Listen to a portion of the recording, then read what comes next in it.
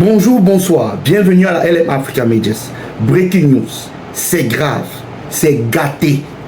Donald Trump vient de bombarder les 3 sites nucléaires de Natanz, de Fordo, de Isfahan en Iran. C'est grave, on ne connaît pas la suite de ce combat. Actuellement, le gouvernement iranien, on ne connaît pas encore sa réponse. Netanyahou a réussi son plan d'enclencher presque une 3e guerre mondiale. Netanyahou qui a décidé de rester au pouvoir de toutes les manières possibles en continuant des guerres perpétuelles de rester au pouvoir. Trump a mordu à la maison de Netanyahou. Pour cela, Netanyahou ne laissera pas parce qu'il va vouloir plus de Trump, que Trump envoie même des soldats au sol. Voilà les promesses que Trump a fait au MAGA. Make America Great Again est divisé. Les Steve Bannon, les Tucker Carlson sont dépassés parce que ce sont ces gens qui ont supporté Trump pendant des années. Maintenant, les lobbies de guerre, les Lindsey Graham, Ted Cruz, ils ont pris le devant. Voilà exactement ce qui en est de la politique américaine. La guerre est forcément sur la table de discussion. L'Iran et les négociations que Macron et l'Angleterre, Starmer et l'Allemagne ont commencé ne serviront plus à rien. Parce que, rappelez-vous très bien, en 1981, lorsque l'Irak avait été bombardé par l'Israël, Saddam Hussein avait criblé l'enregistrement d'uranium de l'Irak. Maintenant, il voulait passer à la vitesse supérieure d'obtenir l'arme atomique. Ça n'a rien changé parce qu'il était en train d'entrer dans le processus. Ça a fait en sorte que George Bush a décidé en 2003 d'aller en guerre contre Saddam Hussein parce que les Iraniens avaient fait la même chose.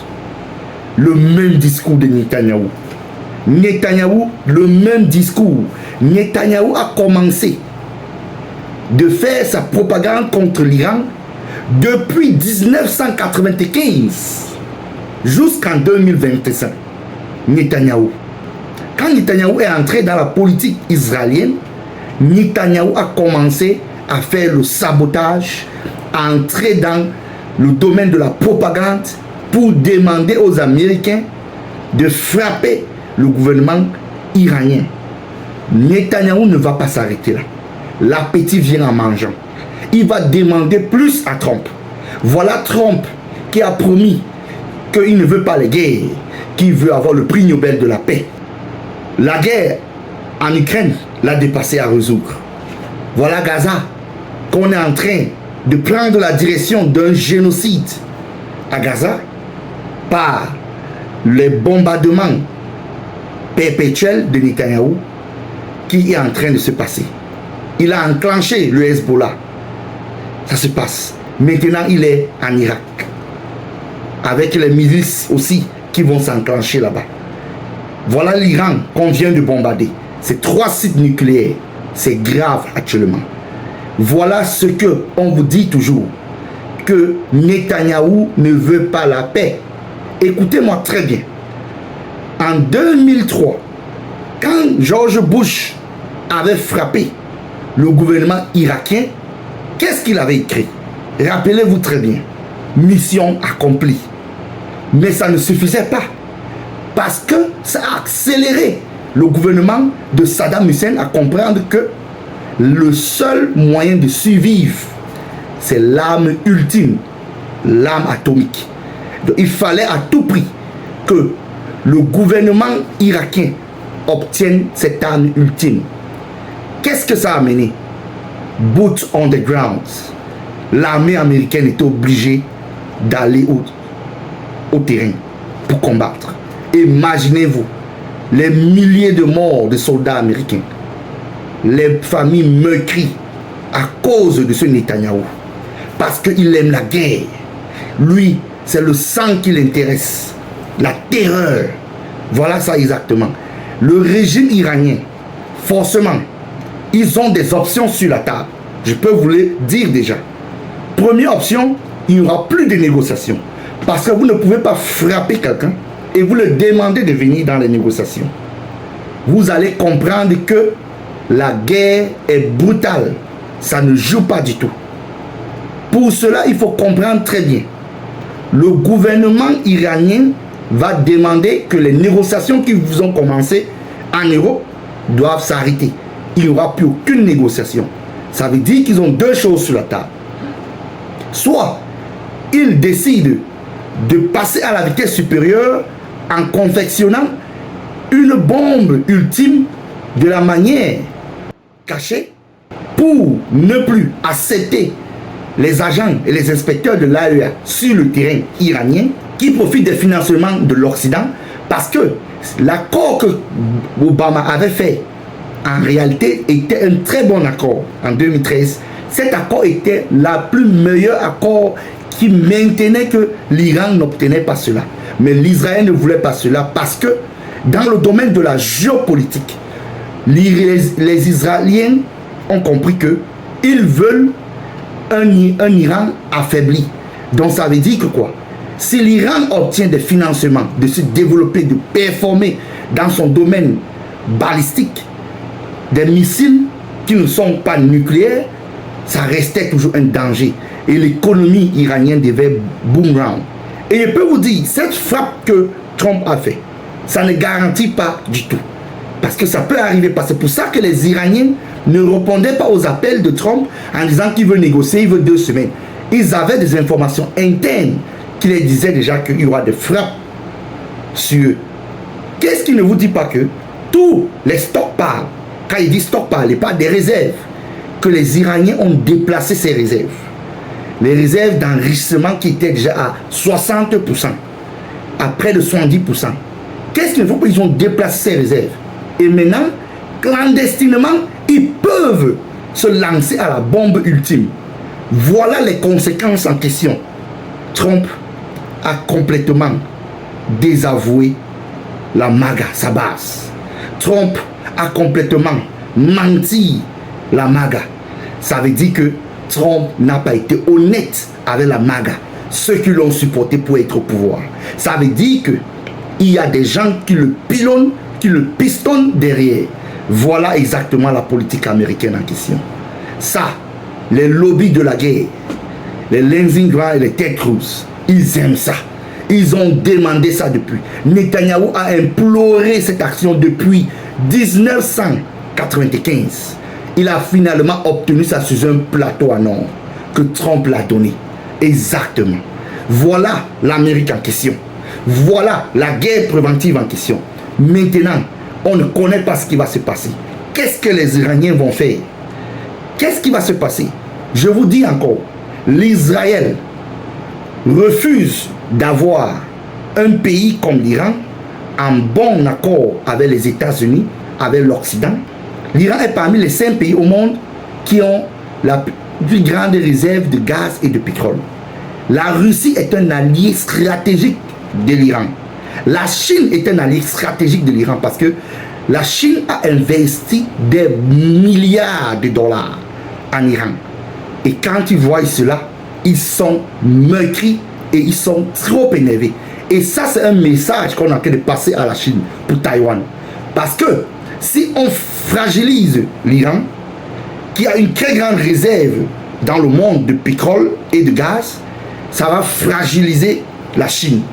Et maintenant, comme la Chine est en programmation de vouloir prendre Taïwan, la Chine va maintenant comprendre qu'on veut les encercler à partir du Moyen-Orient. Parce que quand vous regardez l'Iran, la Chine n'est pas loin. C'est à quelques pas. Vous pouvez comprendre que dans la réflexion de l'OTAN, il faut encercler la Chine. Et si ils doivent utiliser l'Israël pour aller jusqu'à proposer un envahissement terrestre de l'Iran, peut-être c'est sur la table par l'Israël. Parce que Netanyahou ne s'arrête jamais. Il est assoiffé. Il ne veut pas lâcher.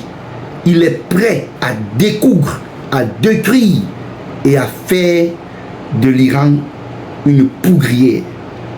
Mais ce qu'il oublie, les Iraniens, on ne connaît pas. Ils ont des options, comme je vous ai dit. Le passage de Hormuz qui est là, qui permet que près de 30% du pétrole global qui vient de tous les pays du Moyen-Orient, de l'Arabie Saoudite, du Qatar, des Émirats en général, du Koweït, tous ces pays, ça passe par le strait de Hormuz. Si l'Iran décide de bloquer cela et en même temps actionne ses milices en Irak,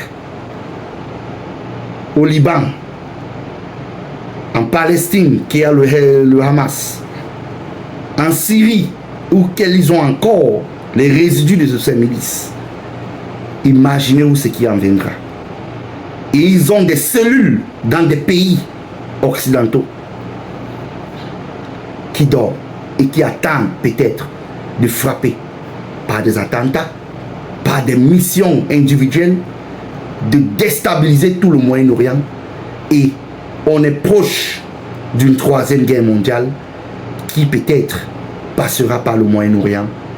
Et l'Iran peut aussi frapper les bases américaines qui se trouvent dans tous les pays du Moyen-Orient. La Jordanie, l'Arabie Saoudite, le Qatar, le Koweït, etc. Et il y a le côté du Yémen. Les milices yéménites risqueront d'être activées. Qu'est-ce que le monde dira cette fois-ci? Voilà donc cette guerre que Netanyahou a voulu sur un plateau en or. Et il a obtenu ce qu'il voulait. Nous les Africains, qu'est-ce qu'on apprend? Ça veut dire que c'est un message pour vous, Africains, qui m'écoutez. Vous êtes peut-être les prochains sur la liste. Quiconque osera de dire qu'il veut l'arme ultime en Afrique, alors que c'est un droit pour sa protection. Vous comprenez pourquoi est-ce qu'ils ne peuvent pas attaquer la Corée du Nord? Kim Jong-un, ils savent qui est Kim Jong-un. Kim Jong-un ne blaguera pas. Peut-être il va totalement prendre une décision radicale de raser peut-être la Corée du Sud. Si ils veulent faire la même chose, ils ne l'oseront jamais parce qu'ils savent que la Corée du Nord a beaucoup d'armements ultimes. C'est ça que les Africains doivent comprendre. Vous devez avoir l'autonomie technologique et l'autonomie et la maîtrise nucléaire. Sinon, vous serez mangés parce que vous êtes des herbivores. Voilà le message qu'on vous passe. Une Afrique unie, debout. Voilà pourquoi il faut apprécier l'AES. Il faut que l'AES monte en puissance. Parce que voilà un message qu'on vous passe. C'était tout pour cette analyse. Je vous parle à plus. C'était une analyse chaude. Trump a donné sur le plateau une guerre dans le monde qui va commencer, on ne sait quand. On se parle à plus.